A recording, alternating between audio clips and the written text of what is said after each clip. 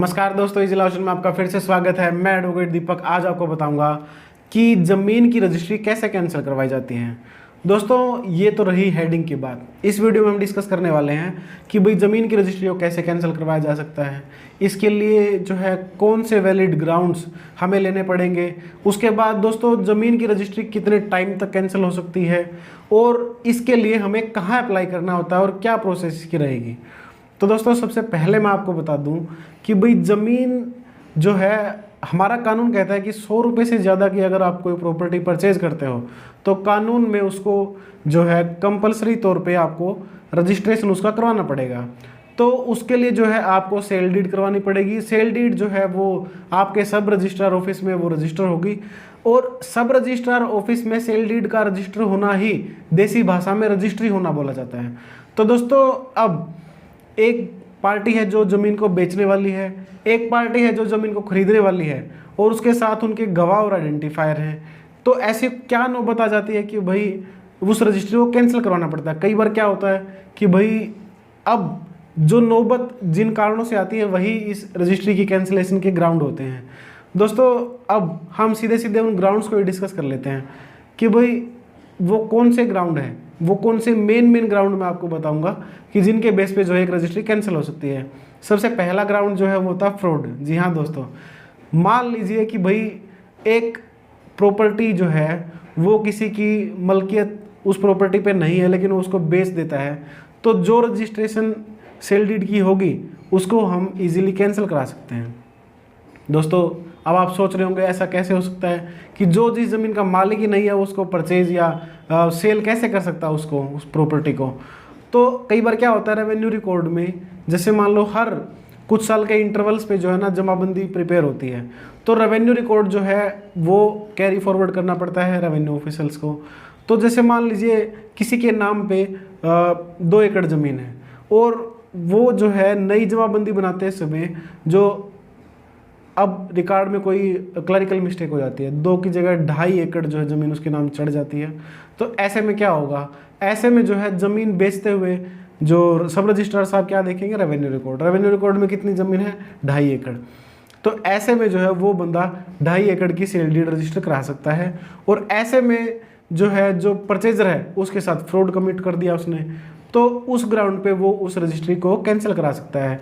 ऐसा कई बार तब भी होता है, जैसे मान लीजिए कि भाई एक बंदे ने जो ना 2 एकड़ में से 1 एकड़ ज़मीन जो है सेल कर दी और जो परचेजर था उसने म्यूटेशन यानी इंतकाल दाखिल खारिज उस ज़मीन का करवाया नहीं, तो रेवेन्यू रिकॉर्ड में से उसके वो उतनी जो रकबा उसने पहले बेच दिया था वो घटा नहीं, तो रेवेन्यू रिकॉर्ड में वो 2 एकड़ का ही मालिक खड़ा रहता है।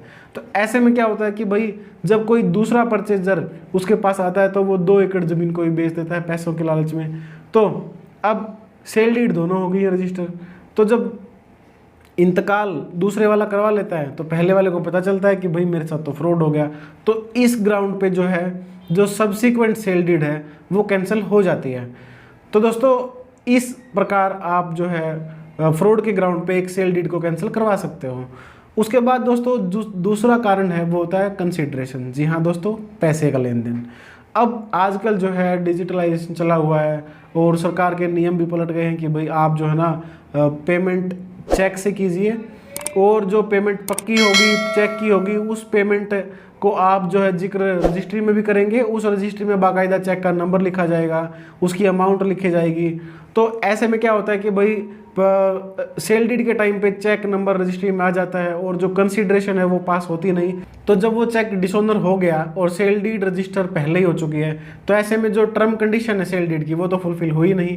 तो ऐसे में जो एक्चुअल कंसीडरेशन जो सेलर के पास जानी चाहिए थी वो नहीं आई, तो वो उस ग्राउंड पे उस सेल डीड को कैंसिल करवा सकता है।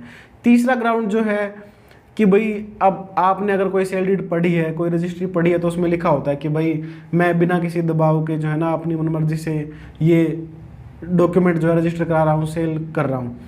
तो ऐसे में क्या होगा कि भाई अगर बंदे की फ्री विल नहीं है तो भी वो उस ग्राउंड पे जो है ना उस रजिस्ट्री को चैलेंज कर सकता है।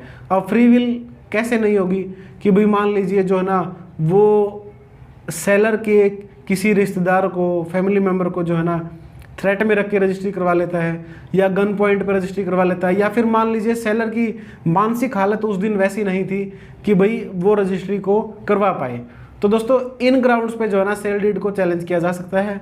अब बात रहती है कि भाई सेल डीड को कितने टाइम तक चैलेंज किया जा सकता है। सेल डीड को कैंसिल करवाने का कानून में, लिमिटेशन एक्ट में जो है 3 साल का टाइम बताया गया है। A registration is a notice to whole world, ऐसा जो है एक सेटल लॉ है कि भाई जब भी किसी डॉक्यूमेंट की रजिस्ट्री होगी, किसी भी डॉक्यूमेंट का रजिस्ट्रेशन होगा, तो वो पूरी दुनिया के लिए एक नोटिस है और सबको पता चल जाता है कि भाई ये रजिस्ट्री हो चुकी है कानून की नज़र में। तो उसके 3 साल के अंदर अंदर जो है ना वो डॉक्यूमेंट चैलेंज करना होता है, वो डॉक्यूमेंट जो है कैंसिल करने के लिए अप्लाई करना होता है।